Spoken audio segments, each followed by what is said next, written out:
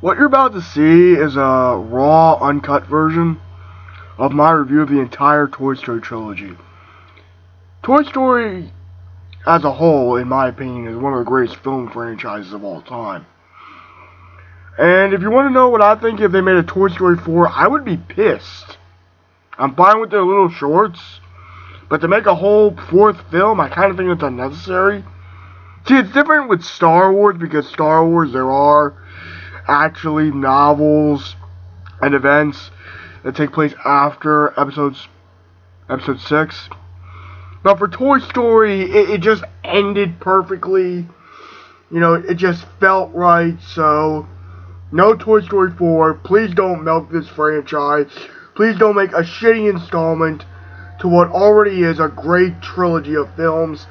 Let's keep it that way for future generations. Am I a bit of a traditionalist and a purist when it comes to this kind of stuff? Yes. Do I care? No. Actually, I do. But anyway, here is my review of the entire Toy Story trilogy uncut. I hope you enjoy. Hey everyone, I'm DARTHBRIBOY, and I would like to do a review / retrospective on one of the best movie trilogies ever, if not the best. The Toy Story trilogy. These movies have meant a lot to me. I saw this movie probably when I was 2. It came out the same year I was born.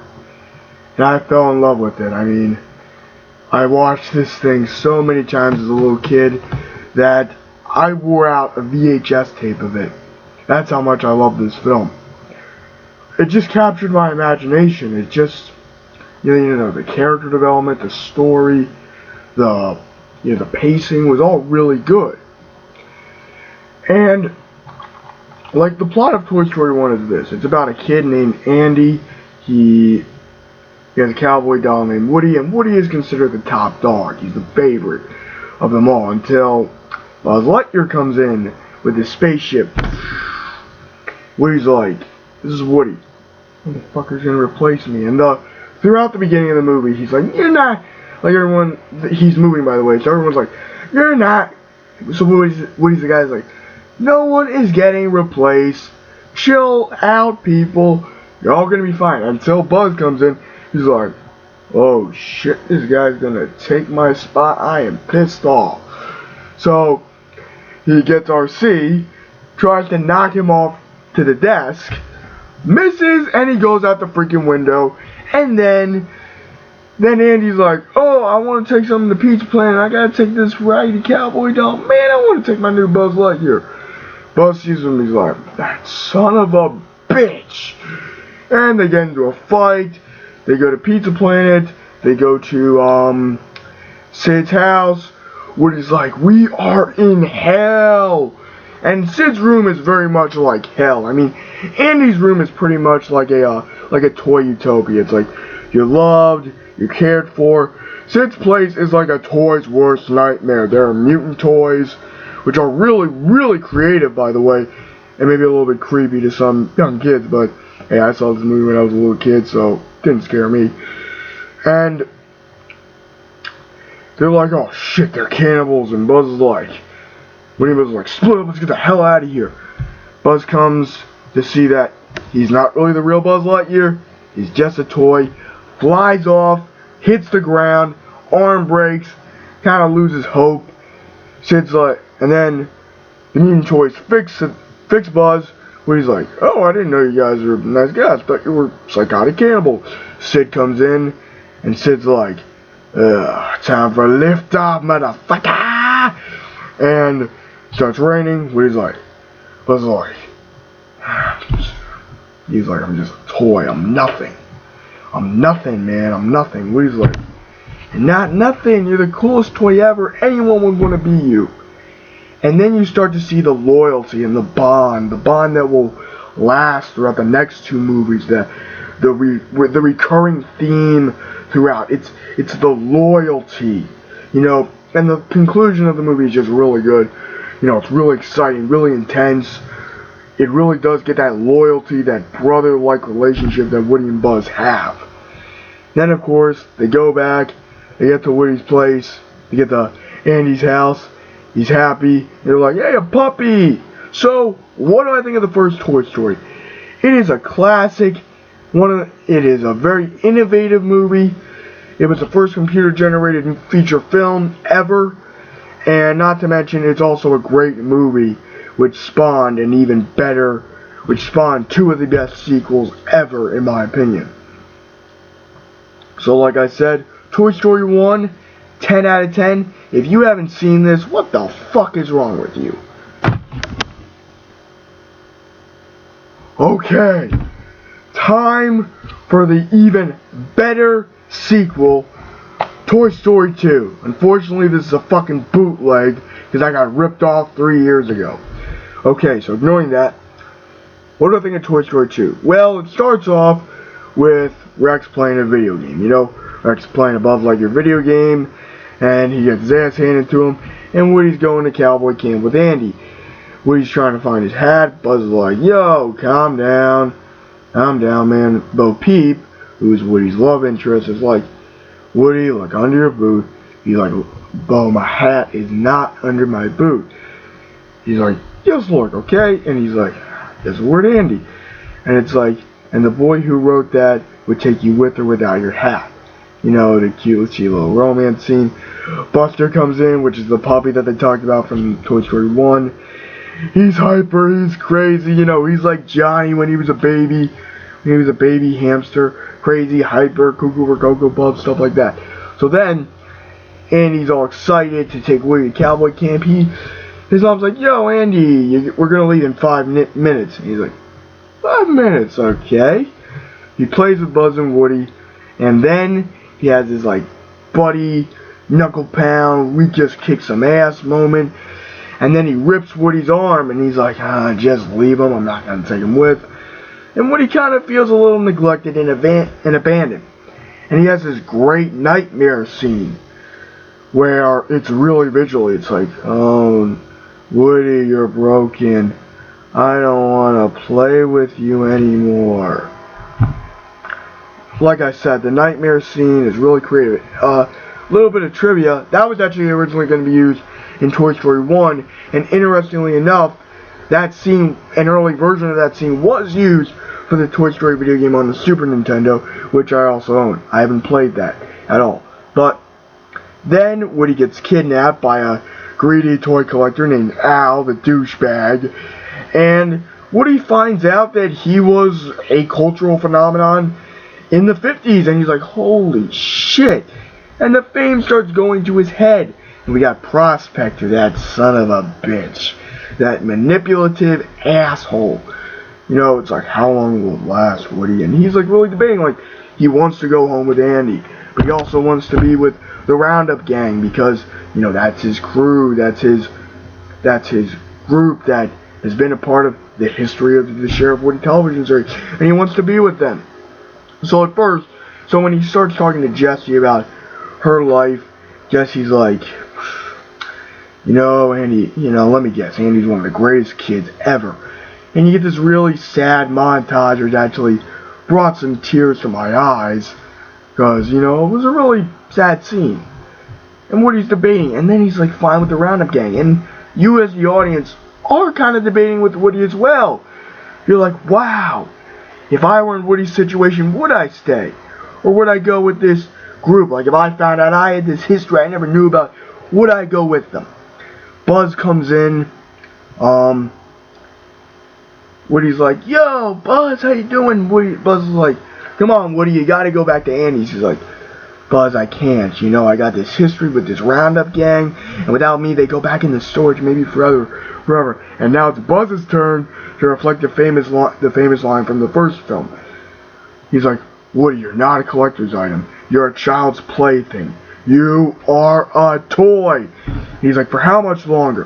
One more rip and Andy's done with me. And he's like, somewhere in that pad of stuffing is a toy you taught me that life is only worth living if you're being loved by a kid. And I came to rescue that toy because I believed him. Woody's like, you wasted your time. Leaves. Woody's like, Buzz, I can't go, you know? I mean, this is my only chance. Buzz is like, to do what, Woody? Watch kids behind glass and never be loved again? Some life. Looks at the old television series, and we listen to that. You Got a Friend in Me. Buzz is walking to the through the air vent, looks down at his boot, rubs off the Andy name, runs back. He's like, come on, Jesse, Bullseye, we can go to Andy's place, you'll be loved for a long time. Prospector, he's like, yo, Prospector, come with me. Prospector's out of his box. Now in the movie, he's supposed to be in mint condition. Seals the screw of the elevator, of the air vent.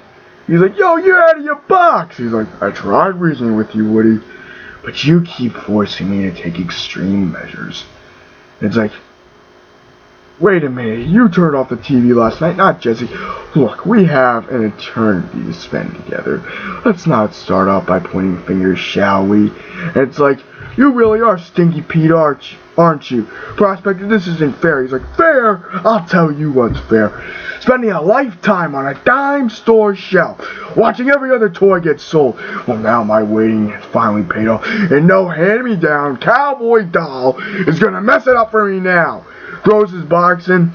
He's like, Buzz, hey guys, come on, help me. And Prospector's like, it's too late, Woody. That silly Buzz Lightweight can't help you. It's like, his name is Buzz Lightyear, whatever. I always hated those stupid up-class space toys. And then Al comes in, takes him to Japan. They rush to get to the elevator. And then we meet Zurg, who was kind of hyped up in this movie as Buzz's enemy. And we get a good mano-y-mano funny fight with the duplicate Buzz, who's crazy like Buzz was in the last movie, to this Buzz. And this Buzz, the loyal, fucking DVD cake, the loyal Buzz is trying to get Woody back. Prospector pulls him in. They have this fight. It's like, and Zurg's like, surrender, Buzz Lightyear. I have won. It's like, I'll never give in. You killed my father. No, Buzz. I am your father. No! Yeah, so then, try to save him. Then they go to an airport terminal. They rush in this pizza plant truck. But Buzz and Woody, Buzz and the rest of the gang go to rescue Woody. They get into this, the airport loading bay. Buzz opens the case. He's like, come on, Woody, let's get out of here. But Prospector sucker punches Buzz in the face. He's like, take that, space toy. He's like, hey, no one does that to my friend. You're rooting for Woody to kick his ass. But Woody gets his ass handed to him, and Buzz cuts Woody's arm again after it was just so. He's like, your choice, Woody. You go to Japan together or in pieces. He fixed you once, he can fix you again. And then the box. Never. And then it's like, Prospector gets his just desserts. Then Buzz and Woody go to rescue Jesse. And then they get this really, really intense scene on the plane where he's trying to get, where he's trying to get them out of there. And then they go back to Andy's room. And he's super excited. And then we get a nice little end scene, which is like a happy times thing. So then, after this one of the greatest sequels of all time, it's superior to this one, which is saying a lot, because Toy Story 1 is a fantastic movie. So what's my rating for this? Once again, a 10 out of 10. It gives the main character of Woody it's like this trial of loyalty. Who should I be loyal to? Which is really good. Like I said, you as the audience are like, would I stay with them or would I go with my friends? So once again, a truly great sequel. So, after 11 years of waiting and waiting and waiting, after we thought Pixar was done with the Toy Story franchise altogether, 2010 comes along and we get the best of the trilogy, proving that patience has its virtues. And this is the finest example of that. Toy Story 3. Holy crap. Shit got real in this movie. Okay, so it starts off with like an homage to the last two movies, where they're reciting dialogue. waves of nostalgia for people who grew up with the first two. It's like, yeah, I remember that shit. I remember that. And you're like, and then it goes to like a montage of what happened in between this and this movie. So then, all the toys in the toy box are like, come on, let's try to give one more chance. And he's, obviously like us as a teenager, he's like, yo, he's like, yeah, I'm not getting into this shit anymore. They're junk. I'm not gonna take them to college. I'm not gonna sell them online. So then they're like, yo, we feel unwanted. And this escalates even further when they're put in a garbage bag, which was meant to go up in the attic. But the attic closes. Andy's mom thinks it's trash, throws it out on the curb, where the garbage man, oh, by the way, the garbage man is Sid, which is funny and awesome. And Sid actually becomes a major help in this film. Unintentionally, of course. So, going back to this, Woody's like, oh no, come on, I gotta see him. They push, they go to Sunnyside. And at first you think, oh, Sunnyside seems like a nice place. And Woody's like, yo, man, guys, come on, we gotta go back to Andy. We gotta be loyal to him. It's our job, it's our thing. Jesse's like, come on, Woody, wake up. Andy's old now. We could be loved here forever. Like kind of reflecting the mentality of the first movie, of the second film. Excuse me on that. Where it's like you could be enjoyed by children for generations. Woody's like, after all we've been through, you're gonna be like this? I can't believe how selfish you all are. And this is right before that, Woody's like, come on, Buzz, come with me. Buzz stays behind, and it's like after you've been on this long journey, after you've seen these characters save each other's asses, really prove that they are brothers in arms, that they will go to any limits to save each other, no matter what it takes. It ends like Buzz is like, yo man, I'm happy. Woody tightens his hat, leaves. Woody kind of feels bad at first, so he gets out of Sunnyside, and of course, you see this movie, oh fucking hell breaks loose. Your childhood gets kicked in the nutsack 30 times. You're like, oh God, stop doing this to me, it's my childhood. I grew up with these guys, no, oh God, no. No, oh, come on, man. No, oh, yeah. So then we get into Lotso, who in my opinion is the best villain. Now I'd like to point something out. When I first saw this movie, I'm like, okay, Lotso's going to be the villain. And I was right, of course. And then he resets Buzz, which, wow, he goes back to Buzz Lightyear in the first movie. And it was like, oh, come on, man, this bullshit. And then Woody goes to a girl named Bonnie's house. Now, interestingly enough, in this movie, you know who we got as voice actors? Well, we got Michael Keaton playing Ken. He also played Batman, the most badass version of Batman.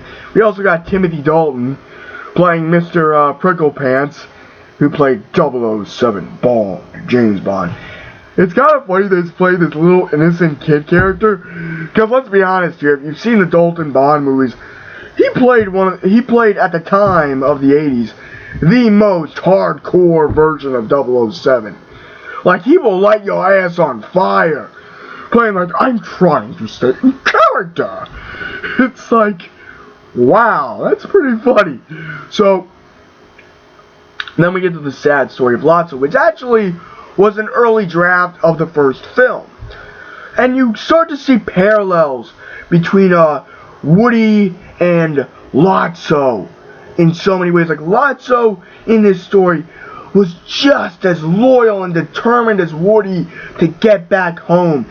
But unlike Woody, he was replaced. It's a lot like Sylvia and James Bond in Skyfall, where the hero and villain share so many parallels, like a two sides of the same coin kind of analogy. And that movie did it very well. So then Woody's trying to touch Lotso's heart, and he's like, yo, what about Daisy? He's like, I don't know what you're talking about. She replaced you. She replaced all of us. He's like, no, she replaced you. No one could have. And if you couldn't have her, no one could. Big Baby is like his henchman. He's like, yo, you think she liked you? No kid ever loves a toy. Then we get another homage to the original Star Wars trilogy, where Big Baby throws Lotso into the trash where he fucking belongs. Then it's in the incinerator. And at that point, it's like, shit just got real. They're in the garbage. They're getting lost. You think Buzz Lightyear gets killed? He doesn't, of course. But you're like, holy crap. If you thought the shit in the daycare center was hard to watch, oh my god, the garbage scene, it just boosts that to an insane amount where you're just like, and then, oh god, this is where you hate Lotso so much. So, Woody and Buzz and the gang are trying to get out of this garbage thing. So they see Lotso, he's like, come on, help me, I need help. Woody, being the loyal guy, is like, I gotta save him. Saves him, Buzz saves him, saves their asses. They see the incinerator, aka hell, and Lotso's like, yo, I see a button, guys, help me up. And they're like, Lotso, push the button. And it's like, where's your kid now, Sheriff? And it's like, no! And then it gets like the most saddest scene in this trilogy. Truly the darkest. This is the funniest and the darkest of the three. In a way, kind of like how Jeremy Jahns described Iron Man 3. It's like Jesse's like, Buzz, what do we do? All of them grab each other's hands, expecting death. And when I saw this scene in the theater, I'm like, oh, come on, guys, make it. And it's like Woody grabs Buzz's hand, symbolizing that the strongest of them, the most optimistic of them, has truly been broken. And they're just accepting their death. And it's, oh, in the theater, it just felt so long. So, then, of course, the three aliens save them. They make it out. They go to Bonnie. And you get a great cap to one of the greatest film trilogies ever. So, what do I think of this? 0. Psych! An obvious 10 out of 10. Once again, outdoing the sequel and outdoing the original. This film franchise is a 10 out of 10 series. Like I said, it is one of the best trilogies of all time. And I have a message to Watch Mojo. How dare you mention the greatest trilogies ever and not include the Toy Story trilogy? It hit every emotional note, and the recurring theme of loyalty and friendship and this trust relationship between the characters was just done so well. So, if you haven't seen Toy Story, any of the Toy Story, rent them on Netflix, buy them, buy the box set, buy them individually, buy the fucking series, it's so good. Live long and prosper, and have a wonderful day.